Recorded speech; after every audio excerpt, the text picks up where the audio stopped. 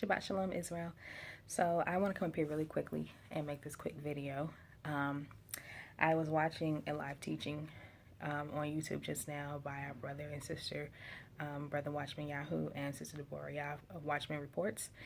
And they were talking on something just now that I kind of hinted on before in my previous video, Don't Talk, Just Do. And also on something that I've hinted on or spoken about more so than hinted in previous videos. And I want to speak on the pride of Israel. And I'm not going to make this video long. It's late where I am, and I just don't feel like doing a long video. So, and I want to get straight to the point.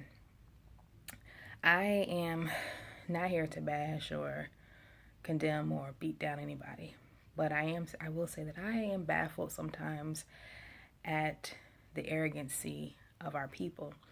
Now, I've been called, let me put this out here, say this first. I've been called so many different names since coming into this truth. I mean, it's crazy. I've been called, most recently, I've been called arrogant. I've been called the N-word. I've been called the B-word, and I mean, monkey, ape, whatever. Excuse me. And most recently, I was called arrogant because of the fact that I was sharing with a Hebrew sister that I don't even know her, but she's an Israelite, or looks to be. And I was telling, she was like, you're no better than nobody. You're so arrogant.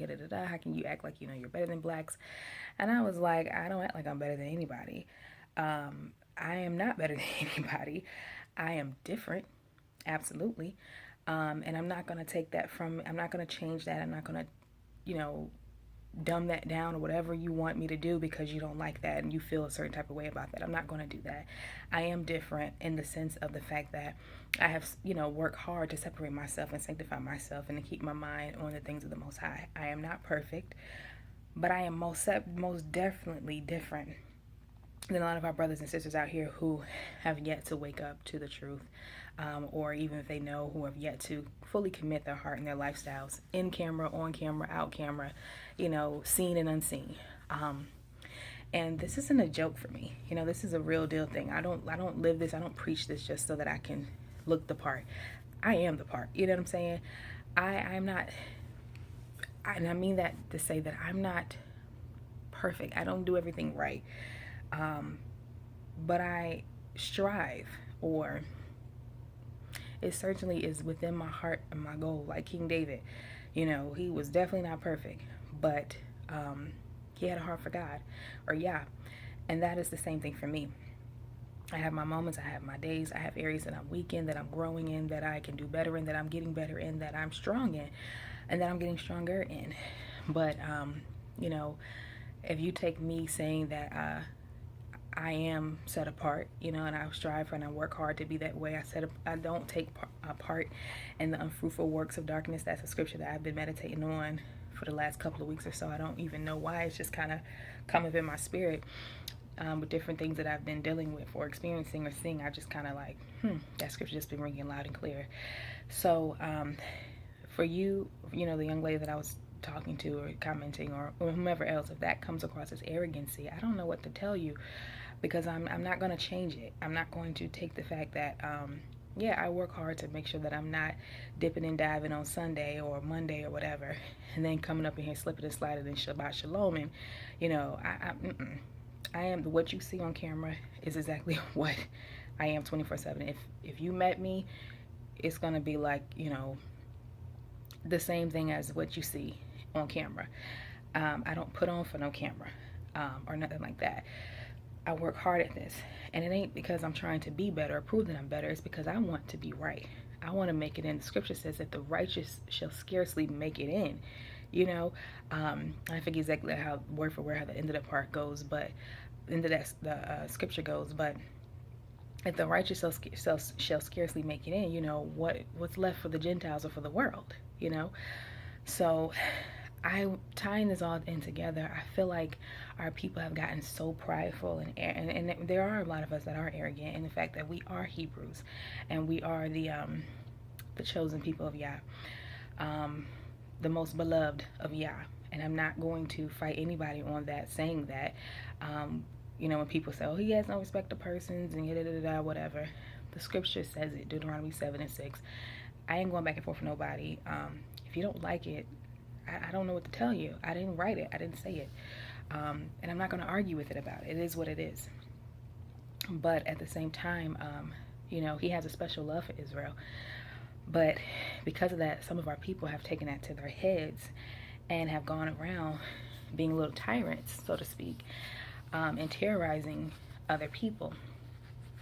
And I'm just very confused because I'm like, yes, we are the chosen, but the condition that we're in, I don't really feel like we have anything to brag about, I feel like we don't even have time to be bragging. Our focus needs to be on scraping ourselves about from the bottom, okay? And trying to get ourselves back in right standing with the Most High, because he knew you were a Hebrew Israelite or Erve or Ibrit, whatever you go by. He knew you were that before you even knew it. Trust me. But he's not, he's not up there clapping in heaven with the angels and rejoicing because, oh, they woke up and now they know they're Israelites. No, he said, if you love me, you'll keep my commandments. He also said that if anybody, keep his commandments and, love him and have a heart towards him, he will also recognize that person. He's not going to turn that person aside, Gentile or not. That is the job of Yasharallah, of Israel, to be a light unto the nations.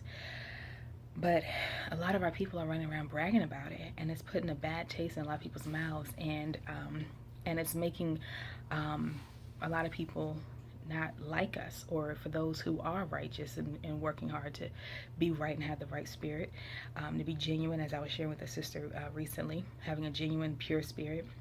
For those of us who are doing that, we have a lot of rebels, a lot of tares among the wheat that are making it harder for us, because people will say, oh, I don't want to hear nothing from you because I know what y'all all about.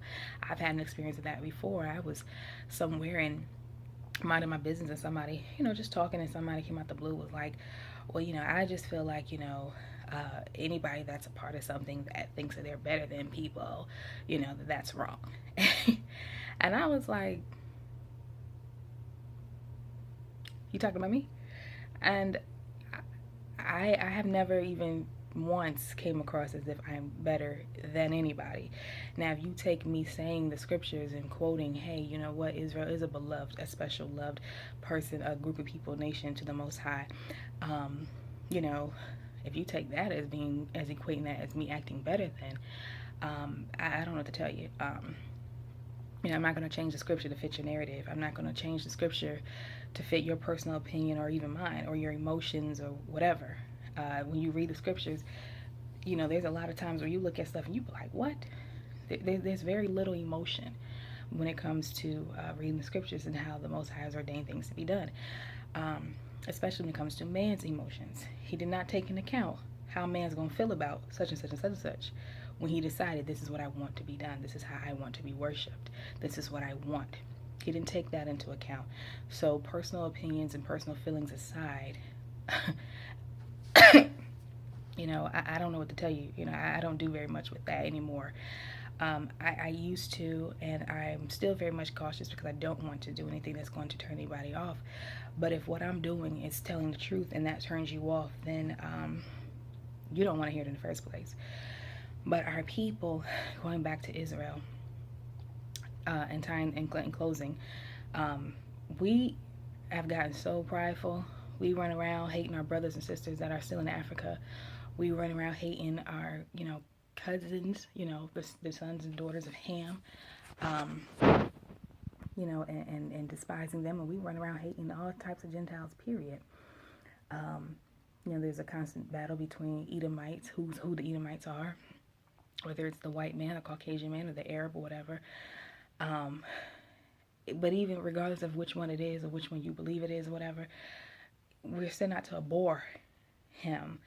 But some of our people, I've seen some of our people, or so-called some of our people,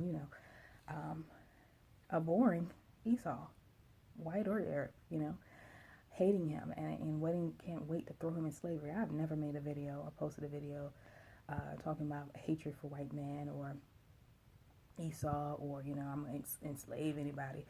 Because here's the thing, we ourselves have to work to get back in good graces with the Most High.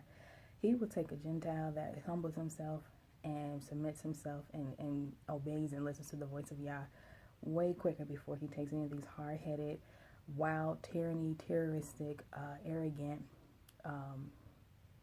loudmouth, loud-talking, disrespectful, whatever you want to call it, Israelites that think that just because I'm a Hebrew, that means you're in. There will be more Hebrews perishing in the end of the day, than anyone can probably imagine. The scripture says, many shall say, Lord, Lord, or, Master, Master. I came in your name, I cast out devils in your name, I did all these things. And he's going to look at them and say, depart from me. I never knew you. And that's the thing, our focus should not be on running around spreading the good news of we're the Hebrews. Because really, like I said, nobody really cares unless you are actually bringing Yah on this earth, okay? Those same people are going to be, a lot of those people, they run around doing all these things thinking that they're doing the Most High's work, sitting on the street corners or wherever they are. And I don't have nothing against every camp. I only have issues with the camps that are, or anybody really, that's sowing discord, that's got the wrong spirit, but yet they come in Yah's name. Those same ones, they're going to be destroyed quicker than some of these Gentiles out here. And my focus is, and it's always been my focus since I woke up, is and came to the knowledge of who I am, doing what we're supposed to be doing, making sure that I myself am right standing. I am good with him, I don't have time to play these games. We never had time, really. We're truly in the end days. When the Messiah was crucified, the apostles after him, they were saying, this was the end days, the last days then. That was over 2,000 years ago. So we truly are in the last days. And we have no time to be prideful, because our pride, if we're not careful, will put us in hell. Because the Most High said, not one thing that is wicked or defiled shall enter into the kingdom, Israelite or not. So we have to make sure that we are being a light, and that we are focusing inwardly first, because that's the only way that you can actually bring about change on this planet. My main goal, if not my only goal in life, I had many goals over the years. I wanted to have a big mansion. I wanted to have an Audi. I wanted to drive a Bentley and a Mercedes. And I said that was going to be my main cars, and that's it. I wanted to be a millionaire. I wanted to, sorry you guys, hands cramping. I wanted to, I love to sing. At one point I wanted to, be a singer. And then I realized how wicked the music industry was, and that I was not about to be on tour 24/7. I wanted to have a fancy career. I want to have all these things, And when I woke up and began to realize my responsibility as an Ivri or Eve, Hebrew Israelite, all those things didn't matter to me anymore. They all went out the window. Now, it's nice if I get them. I really don't care for them. I really don't. I don't want anything that's going to take my time or my mind away, or my heart away from the Most High. I don't want to get any fancy car, fancy houses that's going to require me to have to go to work and slave like a dog to keep it. Now, if the Most High give it to you, that's one thing. But you get it yourself, you're going to have to keep it yourself. But my main goal, if not my only goal, for myself personally, is to live a life so pleasing before the Most High that not only my enemies will be at peace with me, but also He will be pleased with me. As an Israelite, I want to walk on the face of this earth like my ancestors did, like my kindred did, like the Apostle Shaul or Paul, like the prophet rather, Eliah and Elisha.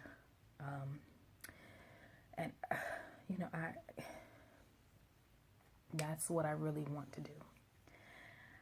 I find myself, as much as I can, keeping my mind on the Most High, reading His Word, hungering and thirsting for His Word, praying and fasting that he would give me more of him.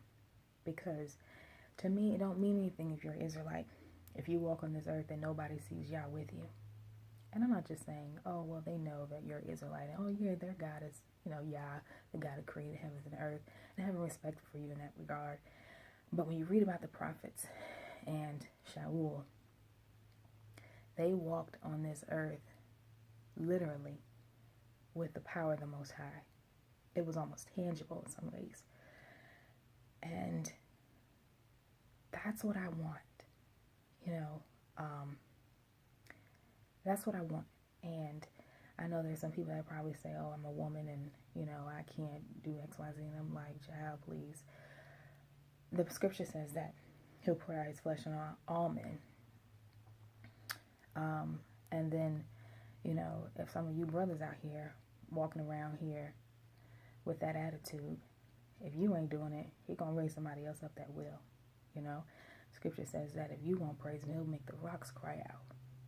So don't think because, you're a male in gender that only you are reserved, things are only reserved for you. And that women are supposed to just sit here and be silent and dumb, pretty much, and look pretty, make babies or whatever else you got going on in your mind. I don't know. That same spirit is going to get you cut off with the tares when he comes to separate the wheat from the tares. But I want to walk like that. I'm not coming to cause, trouble. I ain't coming to try to stir up no pain, nothing between Gentiles or nations. We can live in peace. But I want to walk with power. And I want those around me to know the Most High, to feel him, and to have things changed and happening in their life because of my consecration, my prayer life, and my walk with him. So that's what I think we all should be focusing on, not telling everybody we Israel. Running around being arrogant, saying I'm better than you, or I'm this and I'm that and you're not. That's how we're supposed to be doing. With humility. Some may take that as arrogancy, but I'm never going to allow you to take from me my confidence in myself and who I am and my knowledge of who I am just because you don't like it or you think that it's too much for you or you think it's arrogant. So at that, I'm going to leave you guys. And I'm going to say Shabbat Shalom. Love you.